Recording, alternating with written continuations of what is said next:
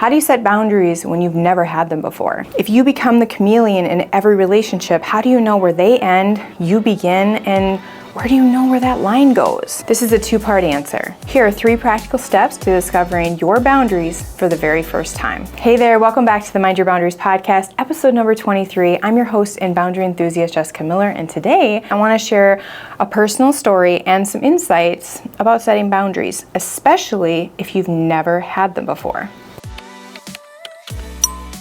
Recently, a client asked me, how do I know where I draw this line if I've literally never had boundaries before? This question hit me differently because it's the same question I asked myself over 10 years ago when I started my self-discovery journey.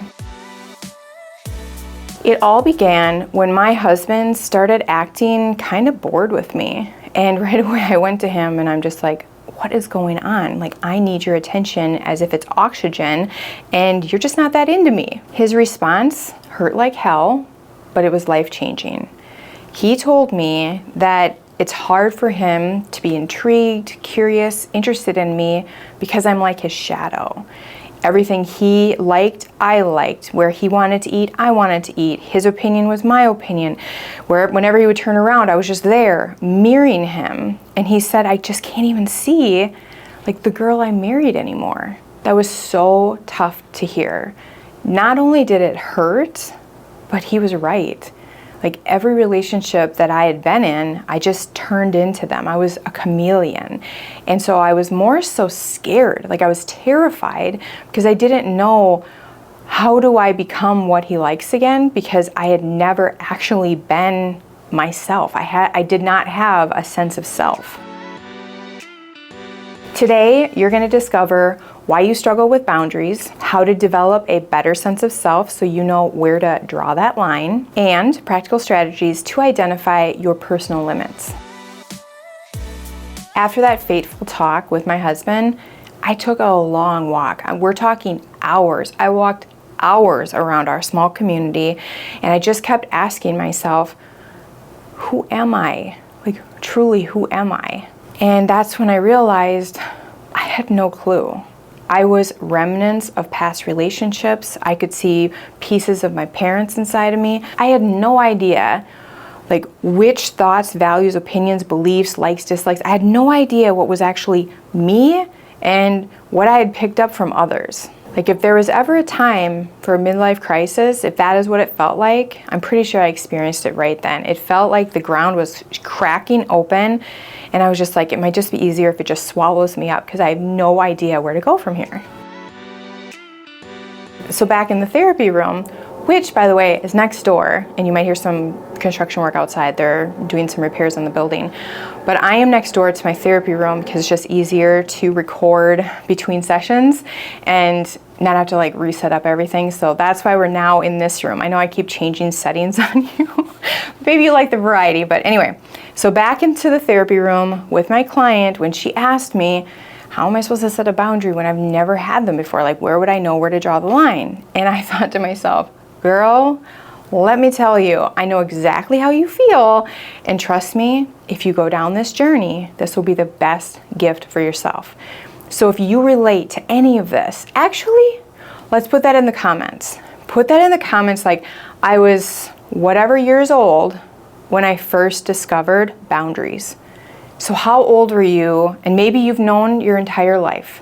Maybe your parents, and as we'll discuss, this is a little spoiler alert, maybe your parents respected your feelings and your needs, and so you've had a strong alarm your entire life. So you could say high school. I knew for sure in high school I had boundaries, but just like I was X years old when I discovered boundaries. Put that in the comments. And if you were older, like me, so 30, 31, when I started this, maybe share like a little snippet of your story. Because maybe next week, in 5 weeks, in 5 years, there is going to be somebody that stumbles across this YouTube video and maybe they identify with your story and then they see that you did it. You could have a life-changing like impact on like one person. And that's huge because if you have an impact on them, you have an impact on their family and so forth. Back to the therapy room. I'm sitting there with this woman, she's in her mid-50s, and I got to thinking, if she's this many years old and she's just now discovering, I need to learn about boundaries. I bet you there's other people out in the world that they don't know what a boundary is or how to set them. So even though I'm putting out these snippets on Instagram on like sharing scripts on how you would set a boundary with your mother-in-law or set a boundary with your family or some other relationship, you might be watching that and then thinking, yeah, but how do you know, like, here's the time when you draw the line? Like, how do they know it's like right now? How come it wasn't over here? You might be totally lost, and you're not alone. I want you to know you are not alone. And in order to understand why we didn't know, like, what a boundary was or that we should or could set them or where to put the line, we have to go back to our childhood. As I prepared for this podcast, I came across this book on my bookshelf. It's been there for 10 years. I've never read it until recently, but it's phenomenal. It's by Katherine, and it's called Boundaries, Where You End and I Begin. She basically talks about how your boundaries that were formed in childhood or lack thereof affect you as an adult. She talks about two main types of boundaries, which I like to focus on as well, which is emotional and physical. And I like to focus on these two types because it's just simple, especially when you're just starting out, like getting to know what boundaries are. For example, physical boundary. Think back when you were a kid, and I can remember these times vividly. So you're a kid and you show up at an extended family event or gathering, and so you see distant relatives, or maybe you have this weird uncle that he just looks disheveled, smells like whiskey and old cigarettes, maybe is missing some teeth, and your parents are like shoving you to go give him a hug. And there's like, go give your uncle a hug. And instantly, like, you feel this alarm come up, this discomfort where you're just like, no, stop. Like, this doesn't feel safe. That's a physical boundary. You are saying to yourself, like your inner self is saying, I don't want this stranger coming within like this circle of mine. I don't want him to get too close. That is a physical boundary. An emotional boundary is a little bit trickier, but imagine like I had a dad that would get very, very angry. The louder he got, the more scared I became. Internally, my alarm was saying, you need to seek safety, or he needs to stop because you don't feel safe right now. So my internal alarm was saying, when the anger gets to this level, I don't feel safe, so I either have to run and hide, or I need my dad to stop. That's an internal boundary saying like, I've had enough, I don't feel good right now. With these examples, you know where I'm headed. It's always the parent's fault. It's gonna be my fault too, don't worry. But the facts are the facts. It does go back to our parents. Boundaries are set based on how our parents responded to our feelings and needs. And then we show others where our boundaries are by how we allow them to treat us. That is how boundaries are set. If as a child you felt seen, heard, understood, respected, your internal alarm is very loud and strong. So when you feel a sense of discomfort, you have no problem saying, whoop, nope, you're standing too close. I need a boundary here. You have no problem. But if you had parents that saw your discomfort and still kind of like gave you a tap on the back of the shoulder, like, oh, go hug your uncle, like, don't be rude, that told you, oh, this internal alarm must not be something I need to listen to or trust. And over time, that alarm gets quieter and quieter.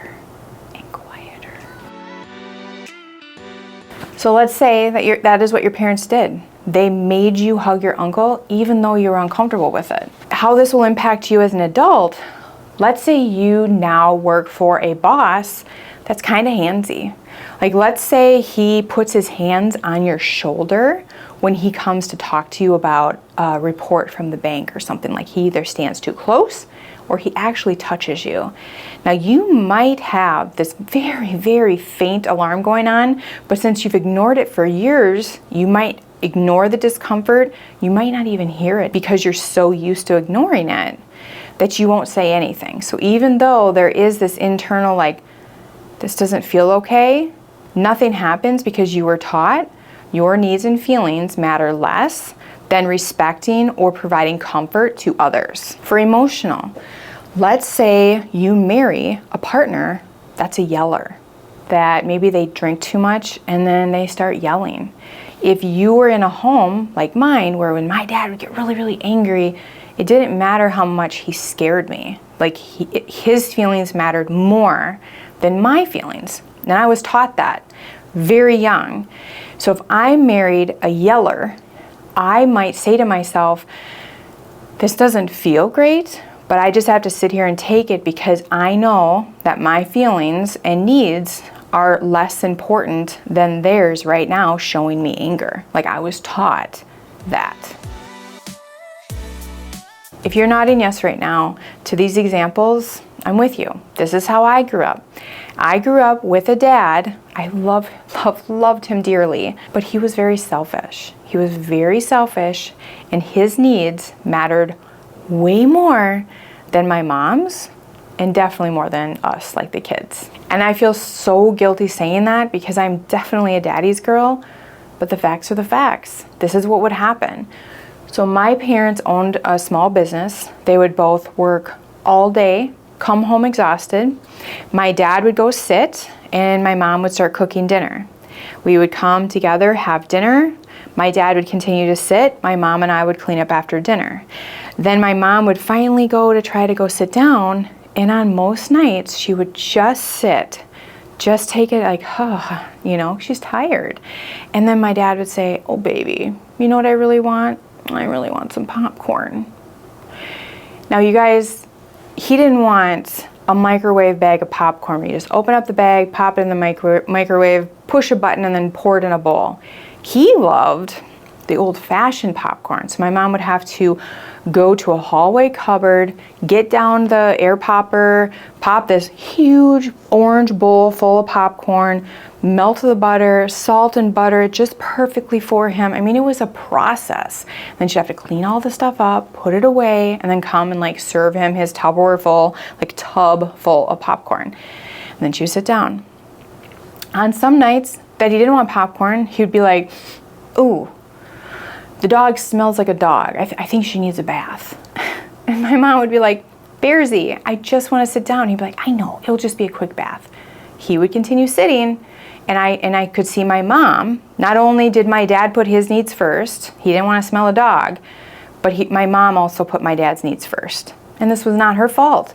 In her childhood, her needs mattered zero. So she was used to this. She was used to never having boundaries because she's never been told your needs and your feelings matter. So she would jump up and give Maggie a bath, and then finally she would come back and she'd be able to sit down.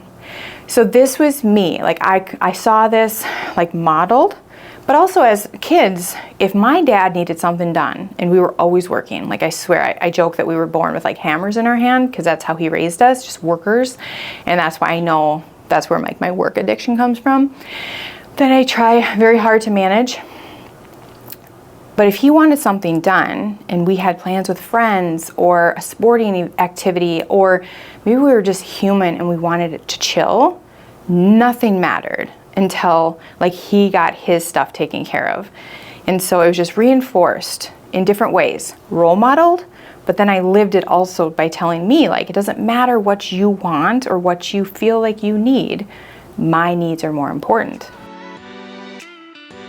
Let's go back to the walk, my walk around town, the day that my husband opened my eyes to my codependent chameleon ways. I finally concluded that in order for me to know who I am, I was gonna have to start with the basics. I was gonna have to go to the building blocks. I needed to start to foster exploration, curiosity, and that's what I did. I started so basic, you guys. I started experimenting, what do I like? What do I dislike? Discovering what my values are, trying out new hobbies. I would read books, develop different viewpoints. And when I was reading a book, I would pause and I would ask myself, do I agree with her or do I agree with him? And if I didn't, and I was alone, I would actually voice my perspective out loud. I would do the same thing with shows. If something was happening on the show and I was like, oh, I feel something here, I don't agree with this, I would pause it, and if I was by myself, I would speak my thoughts, my beliefs, my opinions out loud on the situation or what I would have done differently. I started to gain some more confidence, and when my husband and I would be watching a show, I would do the same thing. And every single time I did it, I just kept feeling like better and better and better. It reinforced like my self-worth and my value as a person. I just felt better. And Katherine has this exercise in here where she says, when you're out and about in the world, just take notice how different you are. So like the differences between you and your friends, the differences between you and other people eating at a restaurant. Not to judge, but just to notice that, yes, I am an individual. Like I'm a person and they're a person. Or let's say you are going out with friends and you typically agree with the most boisterous, like outgoing one, Jenny. You always agree with her because it's just easier. But let's say, since you're practicing all this self-discovery work, that at some point you're just like, I actually have a different perspective than her, or I think differently than her on this point, on this like subject. If you feel comfortable, insert your thought and opinion and just notice every single time that you insert a thought, that you stand up for yourself, that you actually say, I want Chinese food, I don't want burgers again at the local bar, whatever it is, notice how good you feel. Your happiness will improve, your self-esteem will improve, your well-being will improve. You are going to feel like a whole different person. What this does, it establishes, this is where I am. This is me. This is my sense of self. And outside of this circle, this is you. That is the first part in this exercise, is figuring out who am I?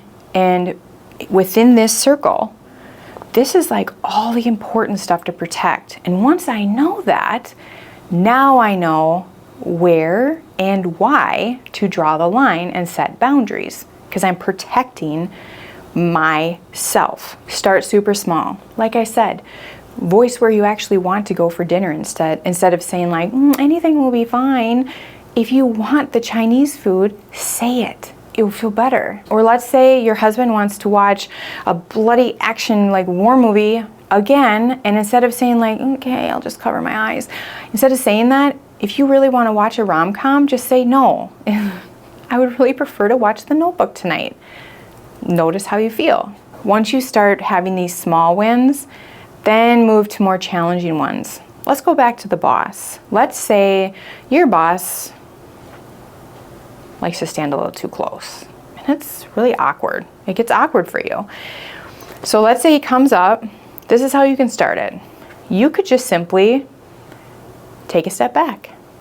And if he pursues and he gets closer again, you can say, I'm just really not comfortable standing this close, so I'm gonna take a step back. There, that's better. What were you saying about the report on the bank? That's all you have to do. Right there, you set a boundary. You drew a line, letting your boss know, I'm not comfortable with this.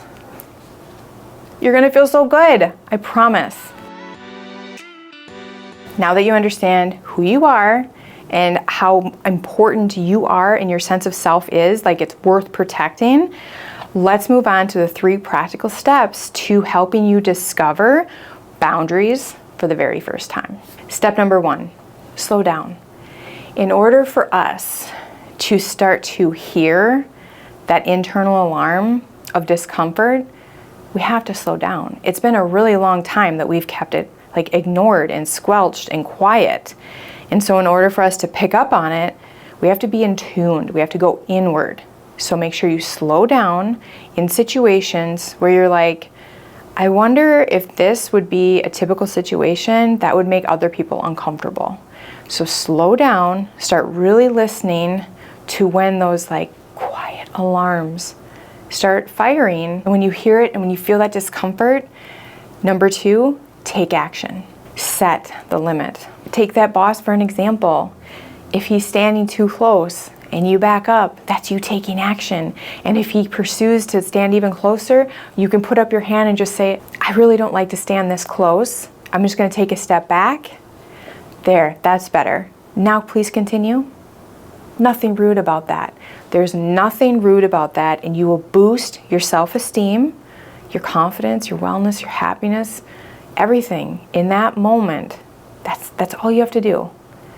And step number 3, celebrate the small wins. Every single time you enforce a boundary, you reinforce your self-worth and your value. Let's recap. We learned about boundaries based on how our parents tended to our needs and feelings. Like, did they respect them, or did they have them squelched, and did they keep them quiet?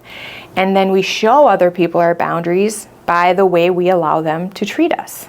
In order to set boundaries, especially if you've never had them before, you first need to figure out, where do others end and I begin? It starts by knowing yourself. That's where you get to start experimenting. Figure out, be very curious, and explore your likes, your dislikes, your dreams, your hopes, your values, all of it. And begin with small steps, like choosing the type of movie, choosing the type of restaurant you're going to go to, or maybe even sharing a different perspective with a friend. And eventually you're going to build up to bigger boundary setting moments. And every single time you stand up for your individuality, you are going to build confidence. We were taught to suppress our needs, ignore our feelings, but now we know what to do. We have to slow down, get quiet, really turn inward and listen to that internal alarm that's very faint right now, but it's going to get louder and louder the more you listen. That's that discomfort.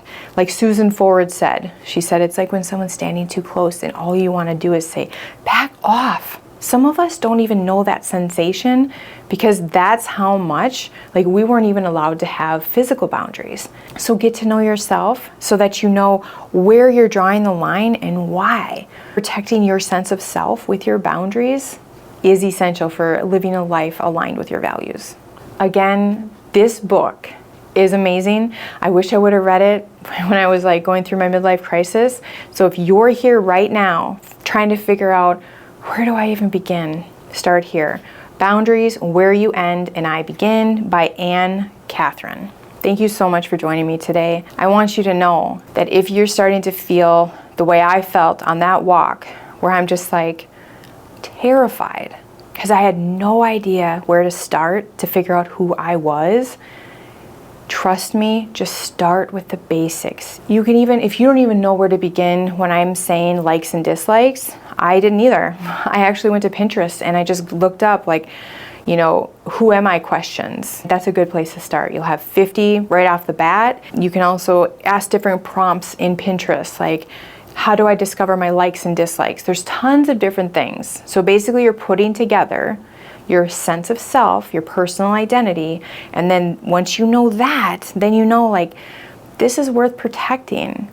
Like, let's say when you're going through all this, you realize, I really value family time.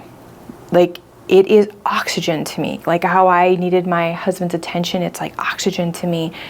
You value family time. But with your people-pleasing ways, you struggle to say no to anyone asking for your time. And this is volunteer opportunities. These are helping people out in ways that it's just not appropriate. It's not things that light you up. It's not things that you're passionate about. It's not things that you should be doing. Coworkers dumping work onto you, churches asking you to overly volunteer because they can just use you up because there's no one else to volunteer. PTA stuff. There's so many things that will eat up your time if you do not have boundaries set in place. But maybe you figure out, that's why I'm not happy. Because my number one need is quality time. And I barely get any of it because I'm so busy giving everything and everyone my time. And it doesn't fill me up like being at home with my family would. So then once you realize, okay, this is in me, this is important to me, now I know I need at least 3 nights at home with my family to feel happy. Well, now you have a limit. See? And then you can just say, oh, I'm sorry, Susan, I know you need help with PTA, but I'm already on 3 committees and it's family night tonight, so I won't be able to help out. All right, until next time, make sure you keep minding your boundaries.